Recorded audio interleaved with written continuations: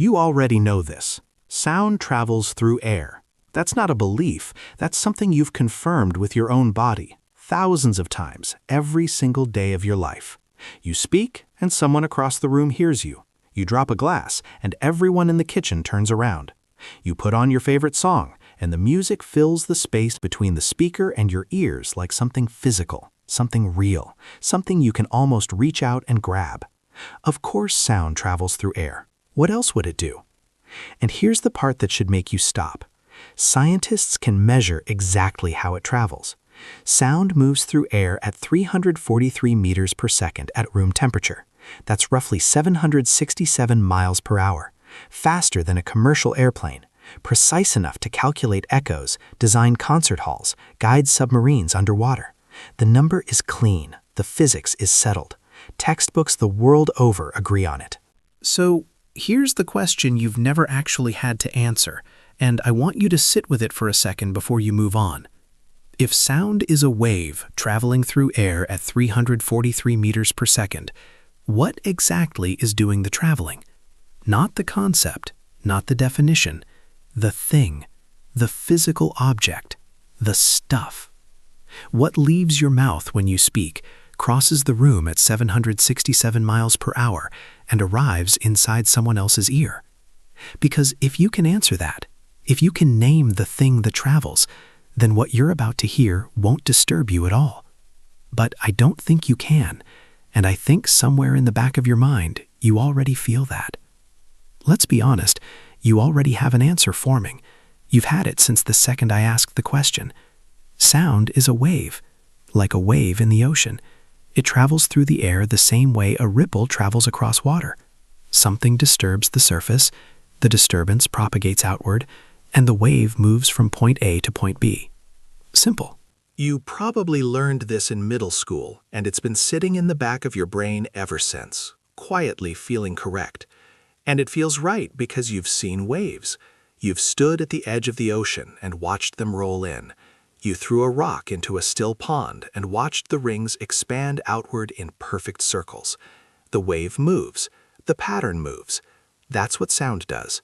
Except, and this is where it starts to break, watch what actually happens in a water wave.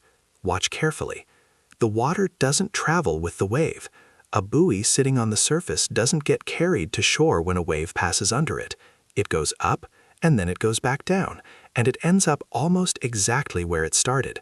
The wave moved through the water. The water itself went almost nowhere. So you might say, yes, exactly, that's what sound does. The air molecules don't travel from your mouth to my ear. The wave does. The disturbance does. Okay, hold that thought. Because now you've just made a very precise claim about what sound is, and it's time to test it against the actual numbers. Here is what happens to an air molecule when a sound wave passes through it. One single air molecule, sitting in the path of a normal conversation, say someone speaking to you at a comfortable volume, around 60 decibels. That molecule gets pushed. It oscillates back and forth in the direction the sound is traveling, and the total distance it moves, the full amplitude of its displacement, is approximately 11 nanometers. 11 nanometers. A human hair is roughly 70,000 nanometers wide. That molecule moves less than 1/6000th the width of a single human hair, back and forth. That's it. That's the entire physical journey of the matter involved in carrying the sound of a human voice across a room. You can feel that answer getting weaker, can't you? But fine. Let's try again, because you have another answer, and this one is better. You can feel it. Sound isn't just about displacement. Sound is pressure, compression. When you speak, your vocal cords push air molecules together. They compress, and that compression is what moves forward. It's not about individual molecules traveling. It's about a wave of high pressure, like a pulse, moving through the medium.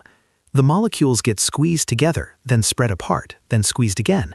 Compression and rarefaction. That's the real mechanism. That's the thing that's actually traveling. And this answer is so much more convincing than the last one, because you can feel pressure. You felt the bass from a speaker hit your chest at a concert. You felt the pressure wave from a door slamming. You felt your ears pop on an airplane. Pressure is real. Pressure is physical. Pressure moves. So sound is a pressure wave, a pulse of compression moving through the air at 343 meters per second. That's the thing that travels. Done. Except, let's follow that compression. Let's watch what happens, molecule by molecule, when that pulse moves through the air.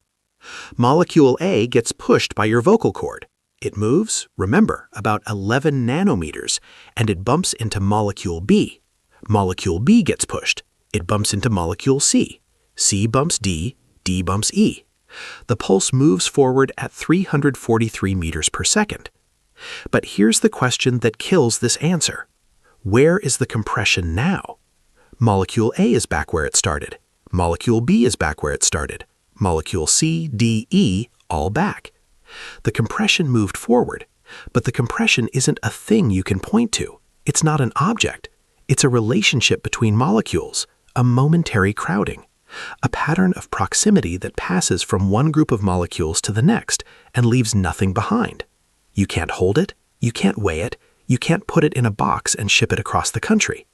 So what is it? You had two answers. A wave like in the ocean? Destroyed. A pressure pulse moving forward? Destroyed. You're standing here right now with no answer left. You know what sound does. You know how fast it moves. You know the numbers. But you cannot name the thing that travels. And that silence, that moment of not knowing, that's exactly where the real physics begins. Here it is. Sound is not a thing that travels. Read that again.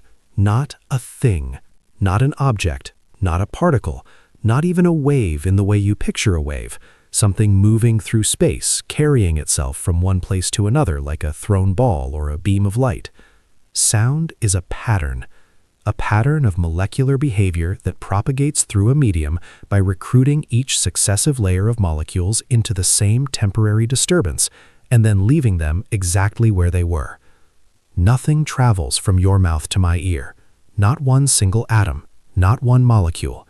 The air between us is not a highway that sound drives down. It's more like a crowd of people standing shoulder to shoulder in a long line. You push the first person. They push the second. The second pushes the third. A ripple of nudging moves all the way down the line at extraordinary speed. But nobody walked anywhere. Nobody moved more than an inch. The disturbance traveled. The people didn't. That's what sound is. The disturbance, the pattern, the agreement between molecules to briefly crowd together and then spread apart, passing that agreement forward at 343 meters per second until it reaches something, a wall, a window, the thin membrane stretched across the entrance to your inner ear, and delivers the information encoded in the original vibration. Not the vibration itself, the information about the vibration. Your voice never crosses the room. The news of your voice does. And here's where it gets truly strange, because this isn't just a poetic reframing. This is mechanically, physically, precisely what's happening. When a guitar string vibrates at 440 Hertz, the note A, it pushes the air molecules next to it 440 times per second. Those molecules push their neighbors push theirs. The pattern of 440 pushes per second travels outward at 343 meters per second in every direction. By the time it reaches your ear, not one of the molecules that touch the guitar string has moved more than a few nanometers from where it started. But the pattern, the 440 per second rhythm of compression and rarefaction, that arrived perfectly intact, perfectly encoded, carrying every detail of the original vibration across the entire room. Sound is not the thing. Sound is the message. And you are the only place where that message becomes music. Now let's go deeper, because the pattern explanation is satisfying, but it raises an even more unsettling question. How does a pattern hold together at all? Think about what air actually is at the molecular level. You're not looking at a calm, orderly medium waiting politely for a sound wave to pass through it. You're looking at chaos, pure, violent, thermal chaos. The nitrogen and oxygen molecules that make up the air around you right now are moving at approximately 500 meters per second in completely random directions. That's faster than the speed of sound itself. They're not sitting still waiting to be nudged into a compression wave. They are already colliding with each other billions of times per second, bouncing off in random directions, filling the room with a constant storm of molecular motion that has absolutely nothing to do with any sound you're making. And yet, a sound wave passes through that chaos perfectly. A pattern as delicate as 440 compressions per second travels through a medium that is already vibrating with thermal noise at speeds faster than the pattern itself travels. It arrives at your ear intact, coherent, recognizable. How is that possible? Because sound doesn't fight the chaos, it rides it. Each individual molecule doesn't need to know anything about the sound wave. It doesn't need a plan, it doesn't need instructions.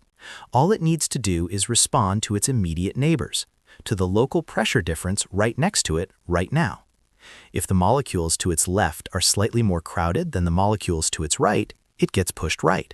That's the entire rule. One rule, applied simultaneously by billions of molecules, each one only aware of its immediate neighborhood. And the result, emerging from the bottom up from pure local physics, is a coherent wave that travels hundreds of meters, encodes complex information, and delivers it with extraordinary fidelity.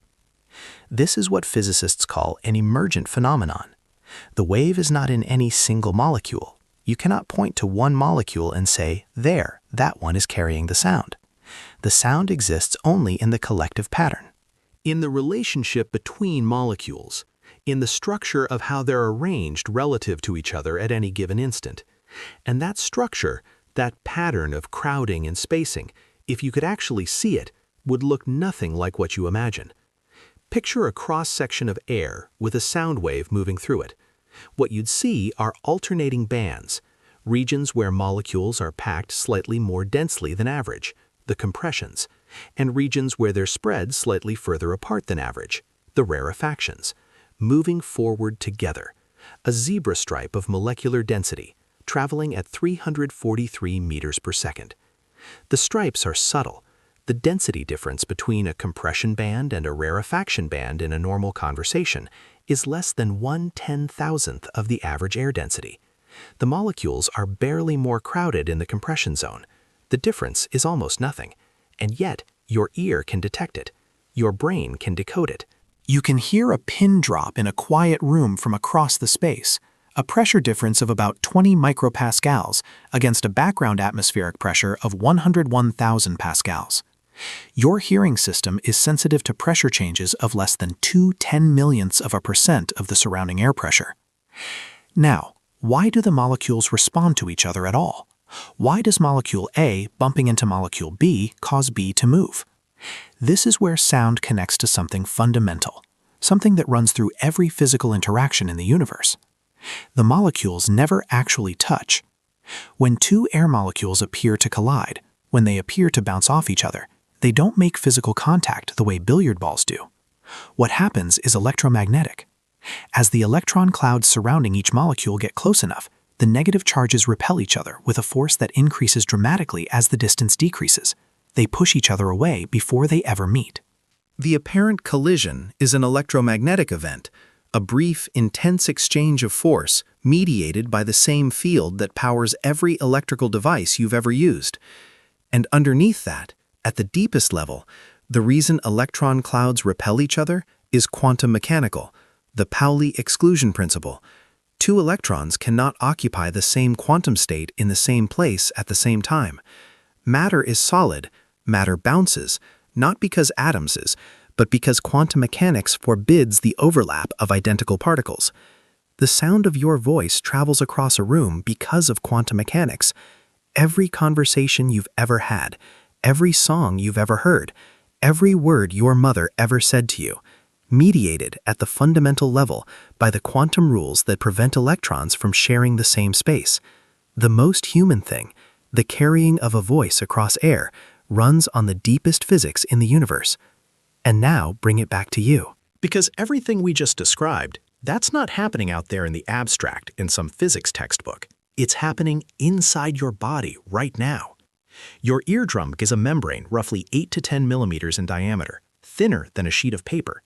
And when a sound wave reaches it, that membrane doesn't receive a thing. It doesn't catch a particle. Nothing lands on it. What happens is that the alternating bands of compression and rarefaction, those zebra stripes of molecular density moving at 343 meters per second, arrive at your eardrum and push it and pull it in rhythm with the original vibration. Your eardrum moves, physically deflects. And for a normal conversation, the total displacement of your eardrum is about 1/1000th of a meter, less than the diameter of a hydrogen atom.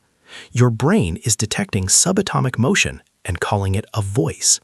From that impossibly small movement, 3 tiny bones, the smallest bones in your entire body, amplify and transmit the vibration to the fluid-filled cochlea in your inner ear. Hair cells inside the cochlea, around 16,000 of them, bend in response to the fluid motion, each one tuned to a different frequency. When they bend, they fire electrochemical signals. Those signals travel up the auditory nerve to your brain. And your brain does something that no physics equation fully captures. It takes those electrochemical signals and it constructs an experience, a rich, textured, emotional, directional, meaningful experience that you call sound, that you call music, that you call a voice. The sound doesn't exist in the air. The pattern exists in the air. The sound, the actual experience of sound, exists only inside your skull. It is built by you, assembled by you. From raw pressure differences of less than 2/10,000,000ths of a percent of atmospheric pressure, your brain constructs an entire acoustic world. You are not a passive receiver of sound. You are the instrument that plays it. Think about the last piece of music that genuinely moved you, that made you feel something in your chest, that arrived at exactly the right moment and seemed to reach inside you and touch something you didn't know needed touching. That music, that specific emotional experience, did not exist anywhere in the physical universe except inside you. The air carried a pattern, a neutral, emotionless zebra stripe of molecular density, and you turned it into something that mattered. The universe doesn't feel music. You do. But what he spent his life trying to tell people, what drove him to explain physics with that particular joy and urgency, was this: that when you look closely at ordinary things, they don't become less magical. They become more. The closer you look, the stranger and more beautiful the world gets. He wasn't disturbed by the depth. He was delighted by it. You should be too. Because now go back to the beginning, that voice across the room, that glass dropping in the kitchen, that song filling the space between a speaker and your ears. You know what's actually happening now. Billions of molecules that never travel more than a few nanometers, passing a pattern forward through quantum mechanical repulsion, organizing thermal chaos into coherent information, delivering subatomic motion to a membrane thinner than paper, which your brain translates into the only place sound has ever truly existed, inside you. The air between two people talking is not empty space with sound moving through it. It is a living relay of molecular agreements, each one a quantum event, collectively constructing the possibility of one human mind reaching another. That's what a conversation is, at the bottom, at the real level. And if that doesn't make you want to say something worth hearing, I don't know what will. If this changed how you hear the world, share it with someone whose voice matters to you. They deserve to know what's really happening when they speak.